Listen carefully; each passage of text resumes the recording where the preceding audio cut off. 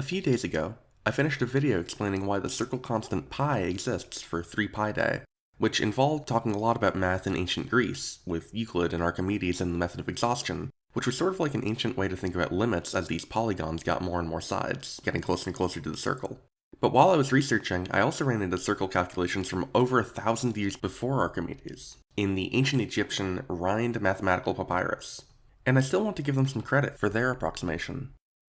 It's said that the author started by considering a square that we would say is circumscribing the circle, with a side length equal to the circle's diameter.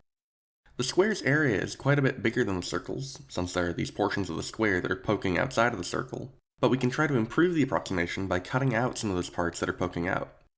They went about this by trisecting each of the sides of the square, meaning cutting them into equal thirds, and cutting out right triangles out of each corner. Now we have this octagon that we can see is much closer to the circle, and is still a shape that we can find an area of very simply, if we know how to find the areas of squares and triangles, which the ancient Egyptians did. In the papyrus, they apply this method to a circle with a diameter of 9 units. So our approximated area is the area of the square, 9 times 9, minus the total area of the 4 triangles we cut away, where each one has an area of 1/2 3 times 3, since they're each half of a 3 by 3 square.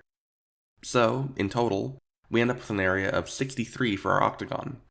Since we're dealing with approximations anyway, they bump that up to 64 since that's 8 squared, so we can give the approximation that a circle of diameter 9 has the area of a square of side 8, which ends up giving us something like this formula, with the intent of writing 1 minus 1/9 rather than just 8/9 being to preserve some of the authenticity of how Egyptian math tended to handle fractions. If you wanted to find the corresponding value for pi this implies, that would be 16 over 9 all squared, or 256 over 81, which is just about 3.16. The correct 3 starting digits of pi being 3.14 are so iconic to us now that this might seem like a bad approximation, but it's within 1% at a time when most people approximating the circumference of a circle were just using pi equals 3, and it also shows some of the basic themes of approximating a circle with polygons, as well as showing one of the advantages of thinking in terms of the diameter when this is how you think about handling circles.